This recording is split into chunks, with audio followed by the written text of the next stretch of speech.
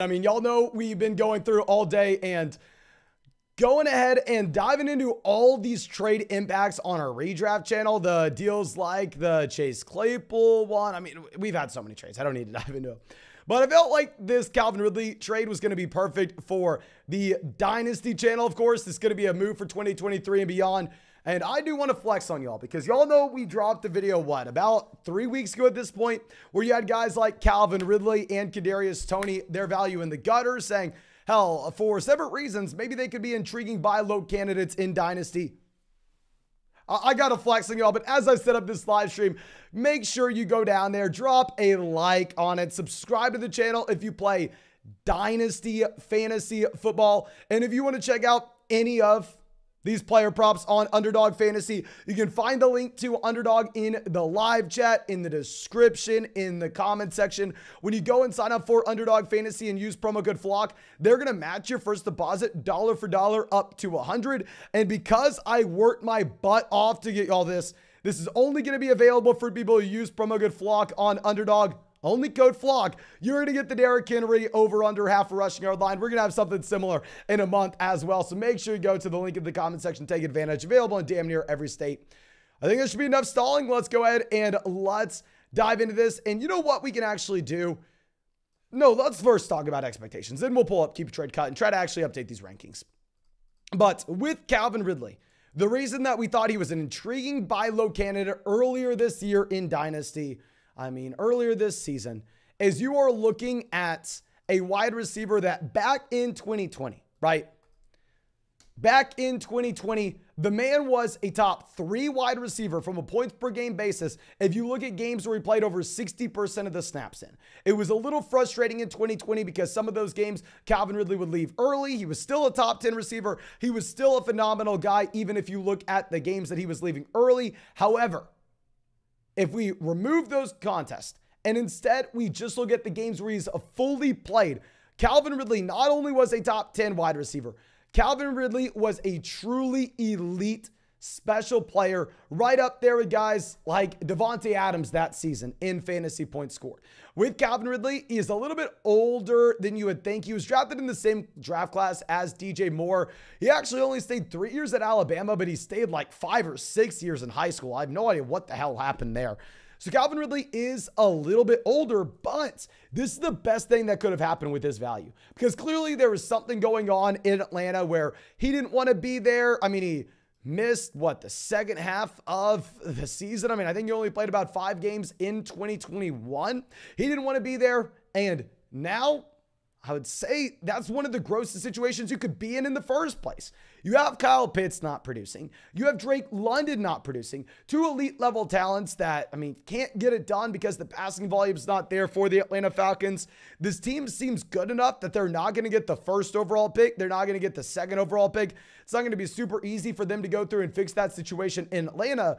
So moving Calvin Ridley to Jacksonville is going to be about the best thing that you could ask for. Going over to a Jacksonville Jaguars team that clearly needs help, as Trevor Lawrence is throwing the ball to like a 33-year-old freaking Marvin Jones, as Zay Jones looks like a respectable option in Jacksonville. Now that you have Calvin Ridley coming over to be the wide receiver 1, don't get it twisted. Long term, if Calvin Ridley plays, if Calvin Ridley is the player that he once was, he is the wide receiver 1 over Christian Kirk, and it's not close. But having Calvin as that wide receiver 1, Christian Kirk as your wide receiver 2, that is going to be perfect for the development of Trevor Lawrence.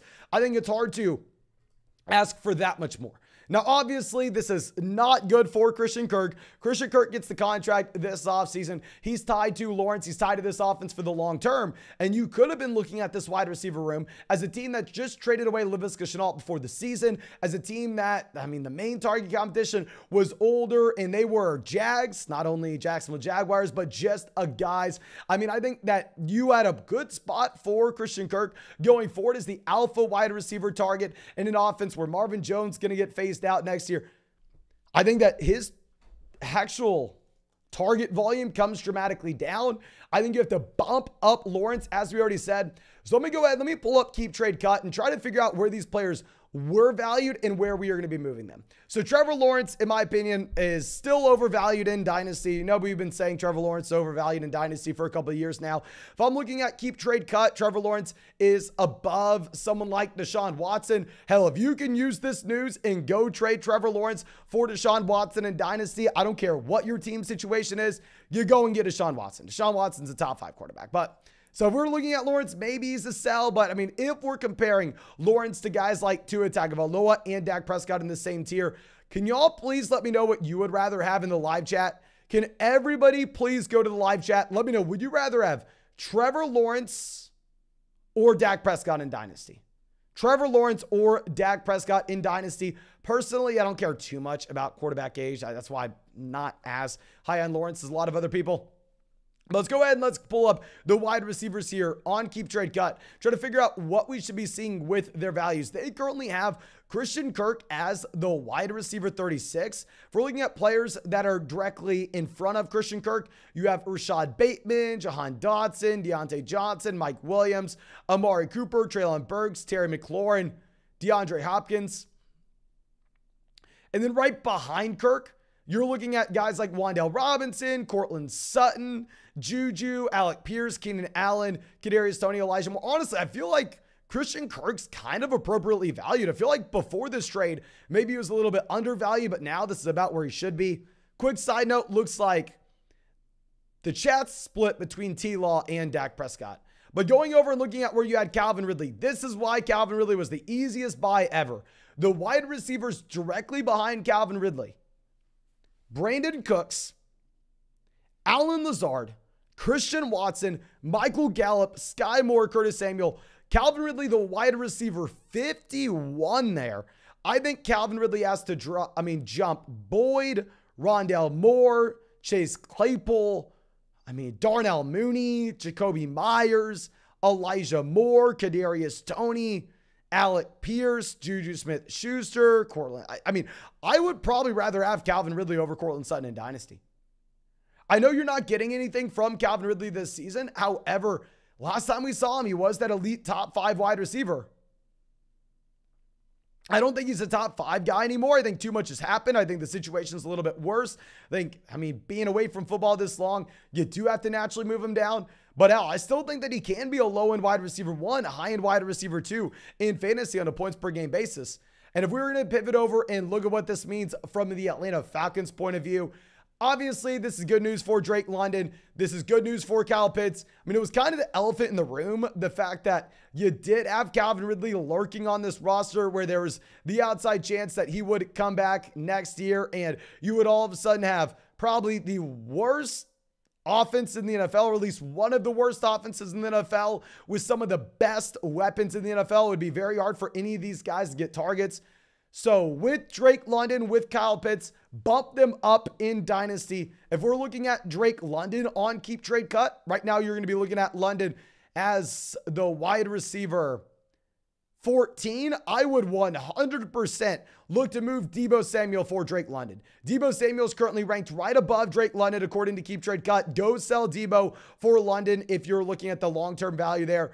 If we're looking at maybe DK Metcalf with London, I think that is kind of a fair price point. I think that one is going to be up to you. And if you're going to be a rebuilder or a contender, well, I think this makes Drake London a buy if that's where his price currently is. And if we're heading over to Kyle Pitts, I'm kind of afraid to see where Kyle Pitts is currently ranked according to Keep Trade Cut. But with Pitts, they have him as the tight end 2, still ahead of Kelsey, still ahead of Kittle, right behind Andrews.